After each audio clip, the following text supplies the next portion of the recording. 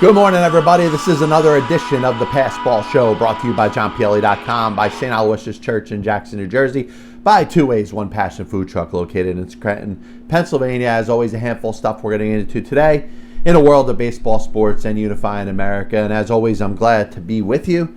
We're going to touch a little bit about the Lakers, and it's probably a well-known fact, but the Lakers certainly are in trouble, as it doesn't look good if they're going to get past the Phoenix Suns. You look at Chris Paul and his injury, and Anthony Davis and his injury, and I don't think they necessarily counteract each other. They don't match.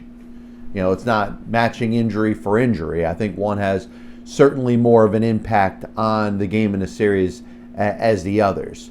We'll talk a little bit about the passing of former Major League pitcher Mike Marshall and his impact on the game of baseball. But we're going to start out by certainly letting people's blood boil a little bit, because I think this is going to be another one of those situations where you take a stance on something, and there's people that are going to be upset over it. And you think of the game last night between the Arizona Diamondbacks and the New York Mets.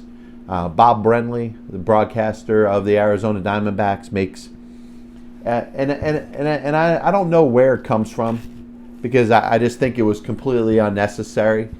Decides if you didn't hear about it or didn't know about it, the do-rag mention in regards to Marcus Stroman, what he was wearing on the mound. And you got to understand that if you're a broadcaster today, if you're a broadcaster in today's game of baseball or any sport, you got to understand the power of the woke, that there's going to be people that are listening, and listening with the intention to dissect what it is that you're going to say. And if you say something that is racist, which calling a hat or some sort of head covering that somebody is wearing, a do-rag, is not going to be taken too well by America today. It shouldn't have been accepted in 1940-something had somebody chosen to wear something like that, and it will not be accepted right now.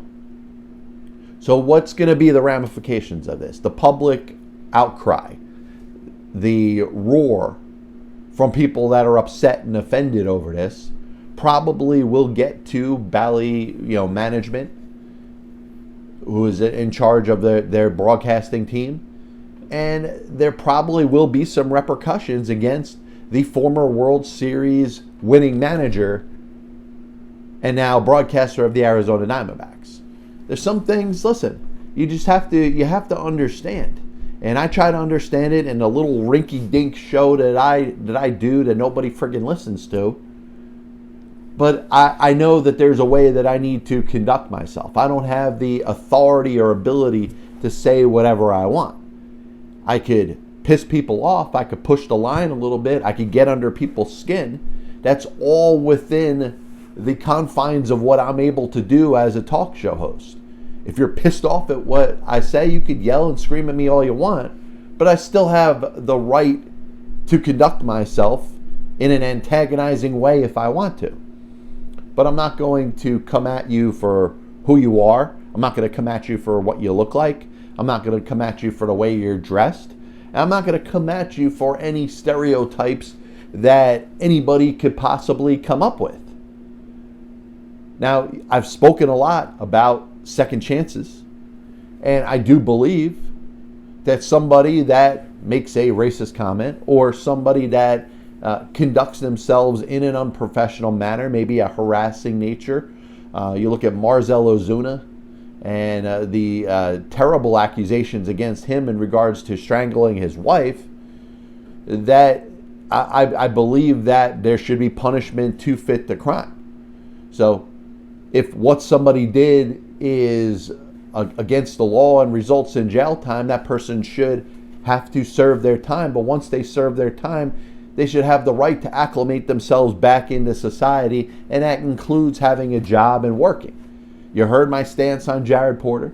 Jared Porter deserved to be fired for his actions and his prolonged accostation of a woman and potentially, sending pictures, he deserved to lose his job. But does he deserve to not work again? Well, number one, he needs to be contrite about it. He needs to have some sort of remorse for what he did. And I think over time, he does deserve a chance to work in baseball again.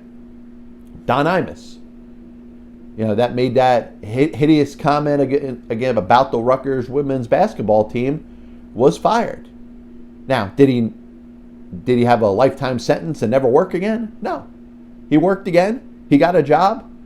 He worked, right before he ended up retiring and, a little time before he passed away.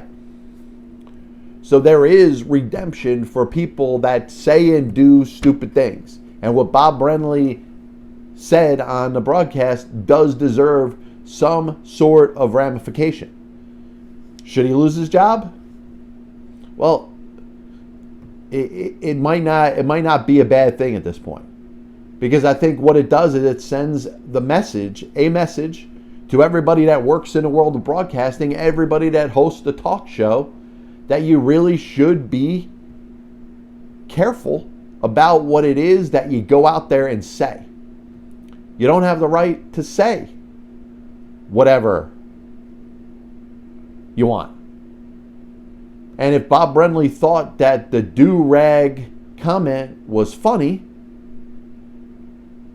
then maybe he should have said it off air. Maybe he should have tested it in front of somebody and says, hey, how is this going to be perceived? He didn't do any of that. And he said it in such a way where he kind of thought it was funny. You're going to hear people that are going to stand up for Bob Brenly and say, no, he's not racist. You're going to hear 2021 Arizona Diamondbacks that were World Series champions talking about how he was the manager for everybody. This is not a good look for Bob Brenly. This is not a good look for the Arizona Diamondbacks. And something does have to be done about it. You had the comment last year made by Tom Brenneman, a long-time broadcaster, well-respected Fox broadcaster, did football and baseball games for many years. His father is one of the best broadcasters to ever live, in Marty Brenneman. He was caught with a hot mic making a stupid comment about gays, and that cost him his job. It may cost him a chance to ever work in broadcasting again. And like I said, I believe that he should get another shot somewhere down the road if he really is contrite and feels bad and is remorseful for what he did. Not just the fact that it was caught on a hot mic, but the fact that he would make that type of statement. You make that type of statement where a mic can be picked up, that means that you're capable of making that statement all the time. That means that is a representation of how it is that you feel. And you know what? I think we're all grown and understanding enough to know that that type of sentiment exists. We know that people feel that way.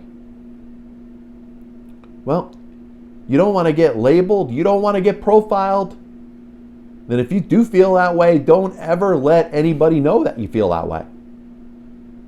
And Bob Brenly, what he did on the broadcast last night, made it known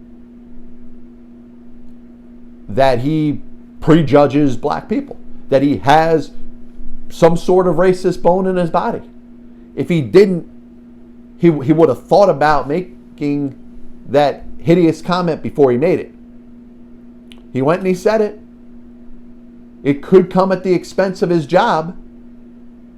But like I said, I'll go ambivalent here. I'll play the role of the politician because I do have another stance on this when it comes to the person's right to work. If the choice is for him to be fired and lose his job, I don't think it should come with a life sentence.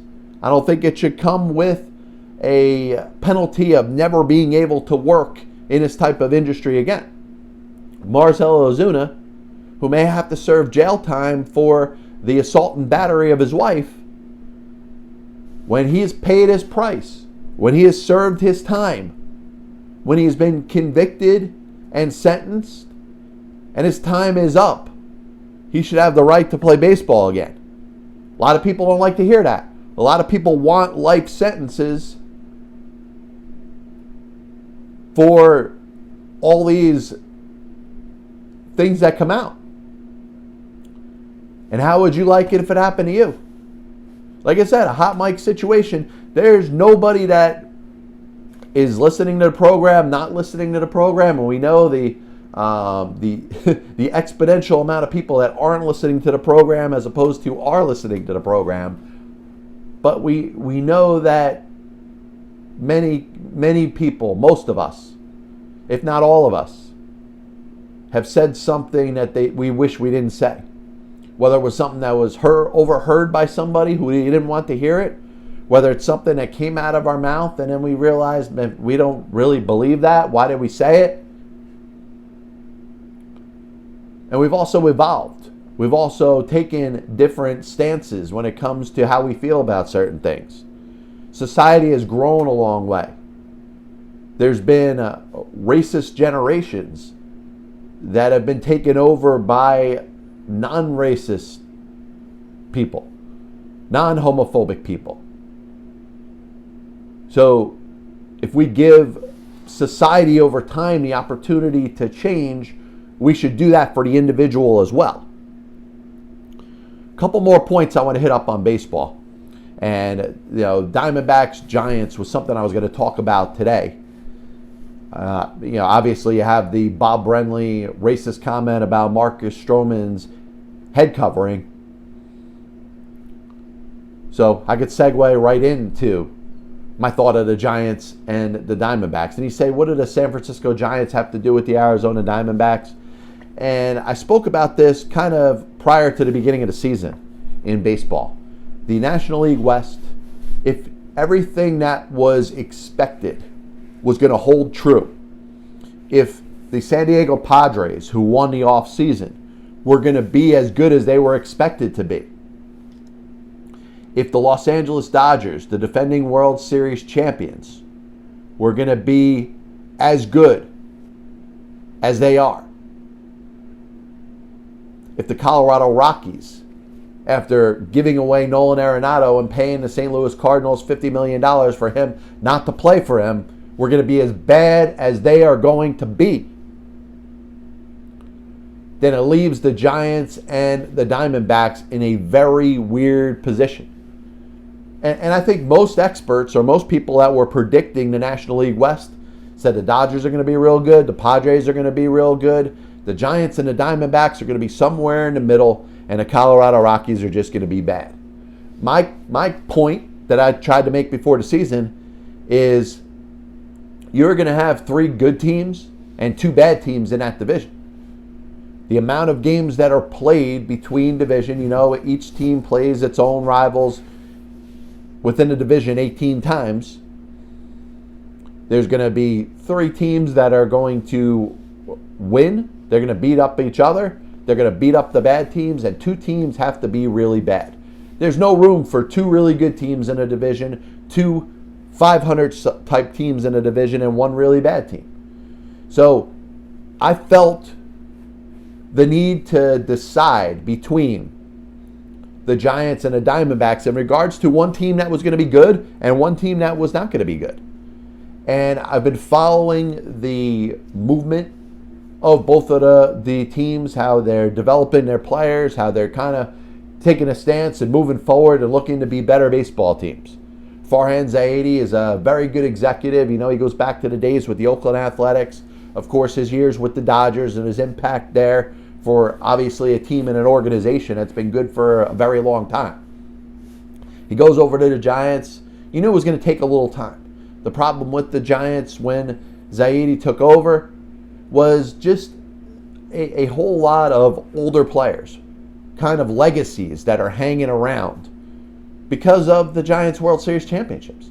And you know what? If you go out there and do what the San Francisco Giants did and win 3 World Series championships in 5 years, then legacies are going to exist.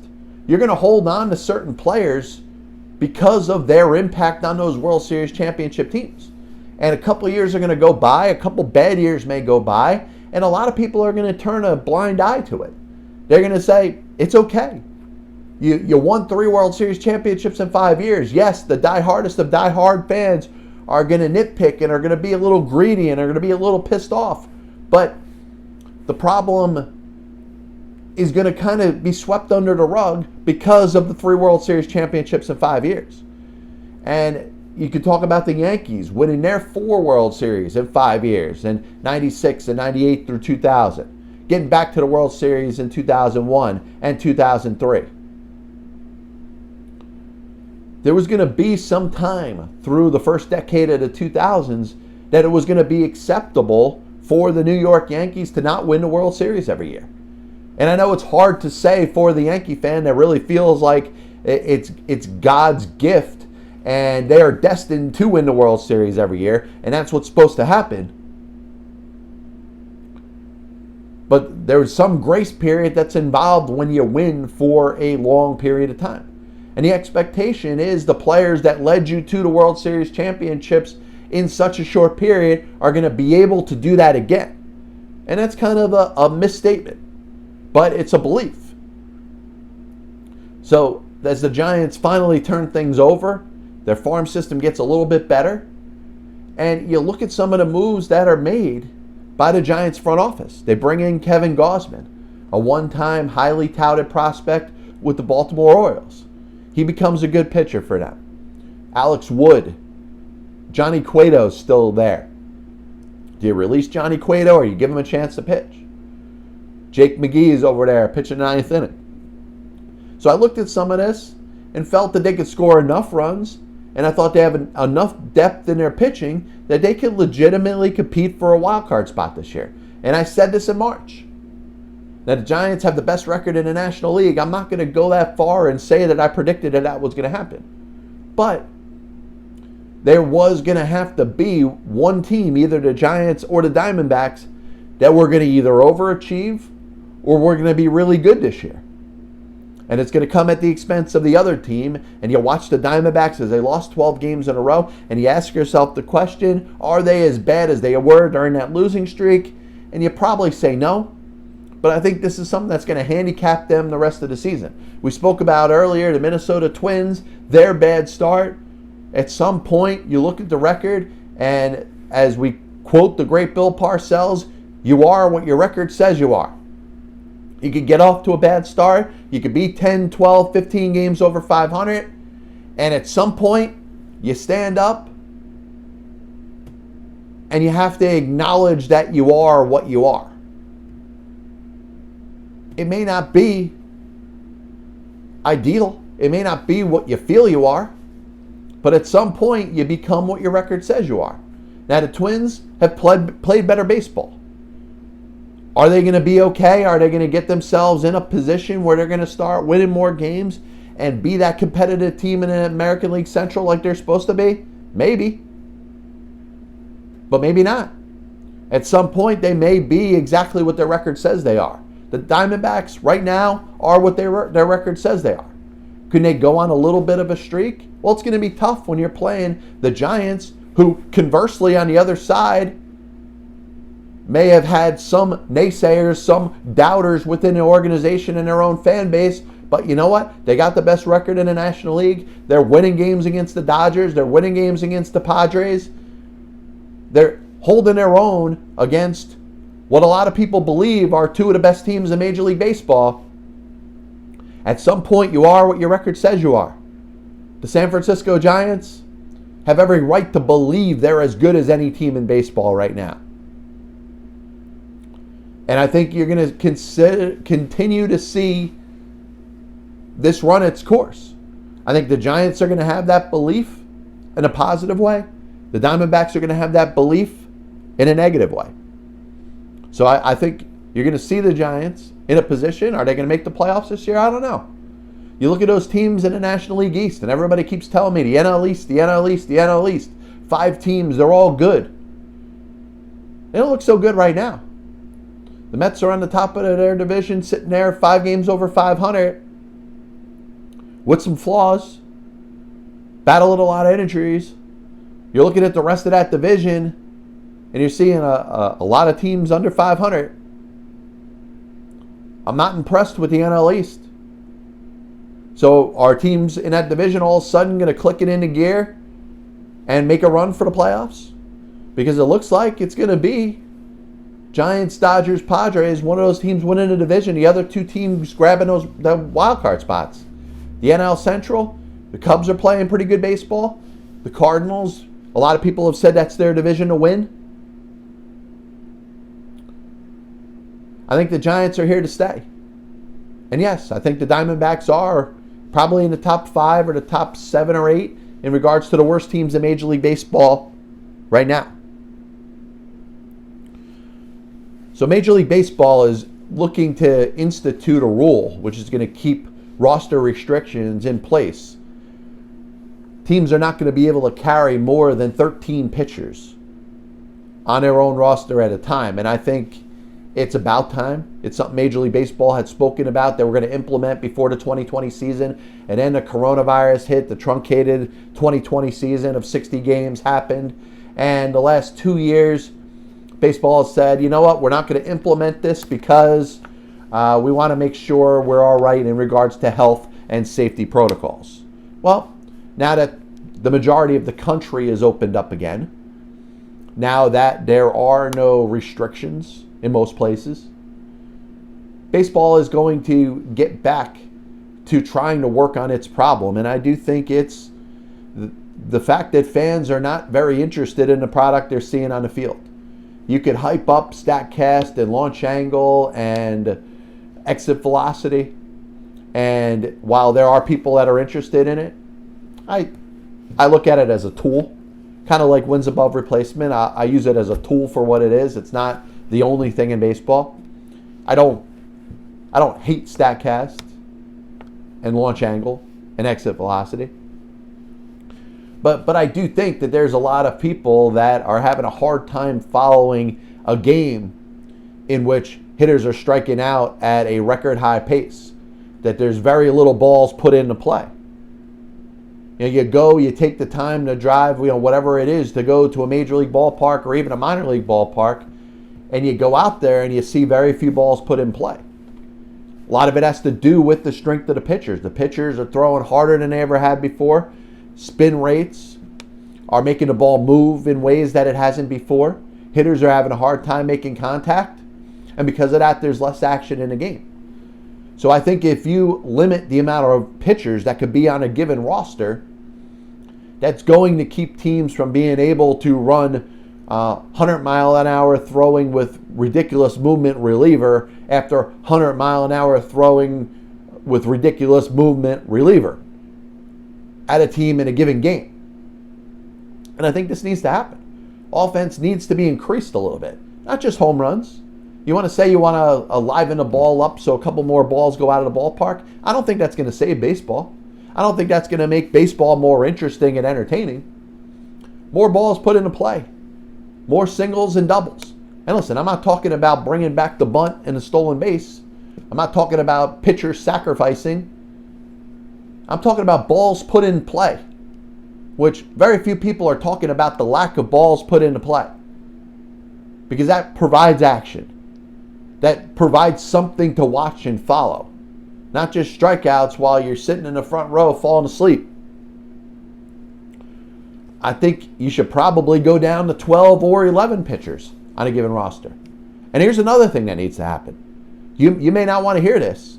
You may love those circus acts and charades that are put within a baseball game when you see some goofy position player that's never pitched in a major league game go out there and pitch a mop-up inning or two in the 8th or 9th inning of a game their team is getting blown out in.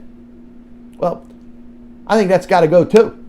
Maybe Major League Baseball have the balls to implement a rule that will keep position players from being able to take the mound unless it's an extra inning situation. You want to get rid of the runner at second base to start extra innings, which I'm 100% in favor of. Well, if a team wants to give up a game that's tied, then sure, at extra innings, you could go save your arms and your bullpen.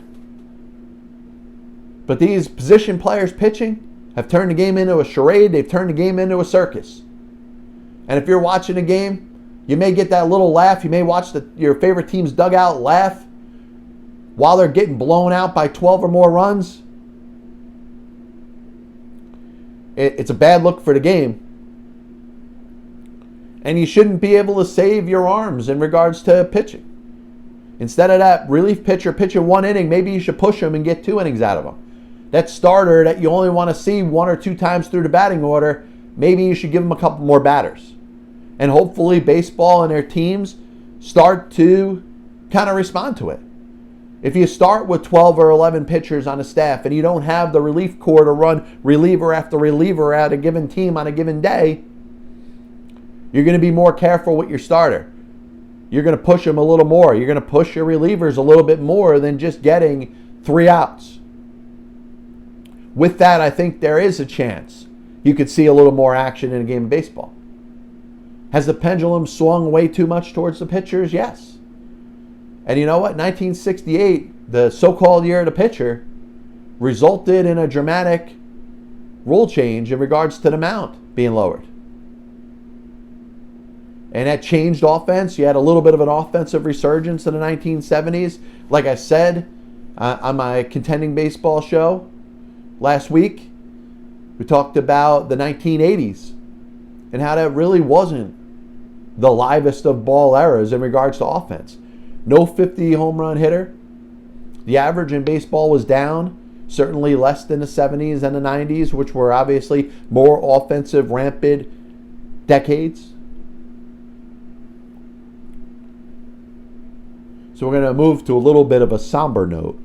Major League Baseball lost an iconic type of player. And I'm not just saying it because the person's passed, but very few players can have the type of impact that former Major League pitcher Mike Marshall had. Mike Marshall is known for his 1974 season, where he pitched in 106 games and pitched over 200 innings as a relief pitcher, was the first reliever to ever win a Cy Young Award. He worked very hard in regards to keeping plans in regards of how to stay healthy, how to stay on the mound, how to be in a regular routine to be able to manage your innings. He did that over a course of a decade in Major League Baseball. 9 times in Major League Baseball history as a pitcher pitched in over 90 games. Mike Marshall was one to pitch in 90 games over 3 of those times. Kent Tekulve. The other 3 are Wayne Granger, Pedro Feliciano, and Solomon Torres, for those keeping score at home. But Mike Marshall had a great impact on baseball in his post-playing days. Spent a lot of time working on physical and mental health as it applies to pitching. And pitching, as mental as it can be, is kind of one of those, what do you call it? Hard outs. A bad game can impact a pitcher's career for the rest of their time pitching. Pitchers are out of baseball after one moment. And I hate to bring up the tragic, saddening story involving Donnie Moore. But Donnie Moore and that Dave Henderson home run in Game 5 of the 1986 ALCS with the Angels and the Red Sox impacted his life. He never recovered from that. And sure, part of that was fans. But think about it. He didn't live in a social media world that we live in today. So imagine if Donnie Moore had given up a home run like that today. Donnie Moore would have a Twitter account. Donnie Moore's Twitter account would get pounded by many irrational baseball fans, many of whom will refuse to identify themselves. And Donnie Moore took it seriously. You get it. The worst thing he did there was he tried to kill his wife. Thank God his wife survived. He made the decision to end his own life. We wish that he didn't. But it just shows how serious this game can be, and how you could have a moment where you're on the top and you could fall quickly to the bottom like it's nothing. Yeah, there's that story about that Latin American soccer player that kicked the ball in his own goal. Within a week, he was found murdered because of how serious they take soccer in those countries. So you understand that there is a mental side of pitching. There's a mental side of hitting. You've heard Steve Springer, the former Major League infielder, spend many times talking about that. And Mike Marshall did a great job to bring up mental health in regards to pitching, but also the things that need to be done to keep you strong and stable and able to maintain. So rest in peace, Mike Marshall. Last thing we're going to jump into and spend a couple minutes on. I was pretty adamant coming into the postseason in my belief in the Los Angeles Lakers. And I looked at the Lakers, the defending NBA champions, a team that, by the way, is extremely deep if you look at it. The problem is that they can't go anywhere where LeBron James and Anthony Davis don't take them.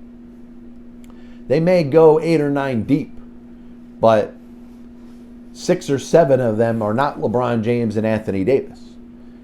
And I spoke about the importance of LeBron and AD being healthy over the course of this entire series. They're playing a good Phoenix Suns team. They're playing a Phoenix team that's ready to go and ready to get them. They have a chip on their shoulder. Chris Paul, one of the best players to play in the NBA.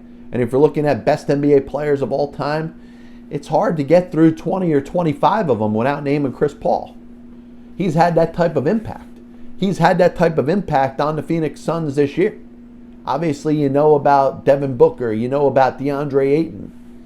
And the young players that they have with that Phoenix team and how they've risen to prominence in the Western Conference and the National Basketball Association.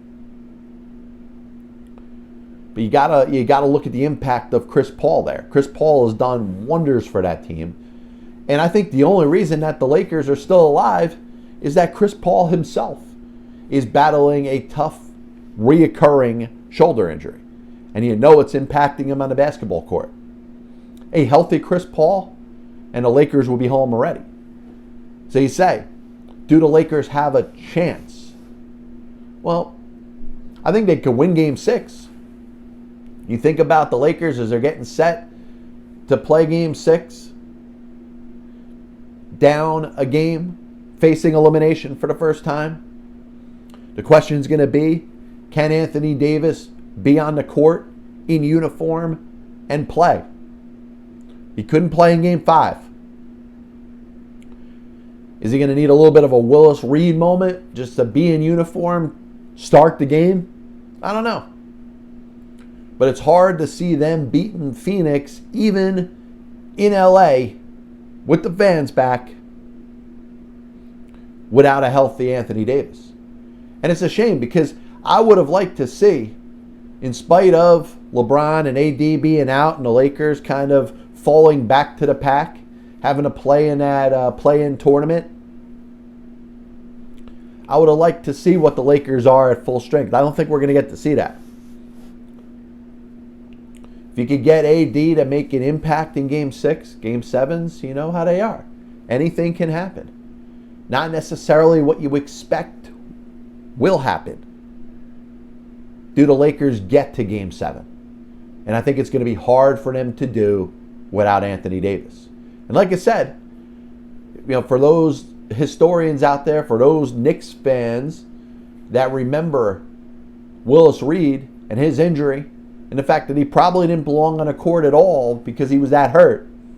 The fact that he went out there and walked into the arena at MSG, was announced into the starting lineup, went out on the court, hit a couple shots. That made the difference for the Knicks. Can AD being on the court make a difference for the Lakers? I don't think you can win 2 games that way. You're playing in LA. Like I said, the Willis Reed effect with Anthony Davis, if he steps on the court, I think he could beat the Suns in Game 6. Yes, anything could happen in Game 7, but I think it's hard to see the Lakers getting through. And you know what? If Anthony Davis isn't going to be healthy over the long period of time, it's just delaying the inevitable. If the Lakers slip past the Suns and advance to the next round, we're playing what? The Nuggets? It's just delaying the inevitable because they're going to get blown out unless LeBron is 100% or close to it, and AD is the same thing. You need those guys to be healthy. As always, I want to thank everybody for tuning in to the Pass Ball Show, brought to you by JohnPLA.com, by St. Aloysius Church in Jackson, New Jersey, by 2 Ways, 1 Passion food truck located in Scranton, Pennsylvania. If you're interested, you can check out my show on the Contender, Contending Baseball, which is going to air on the Contender. You could search the Contender, contender.com, or Google it up there. It's called Contending Baseball. You're going to hear excerpts from this show, but a lot of different things as we talk about America's pastime. We'll be back with you next week. God bless you. And as always, I'll see you on the other side.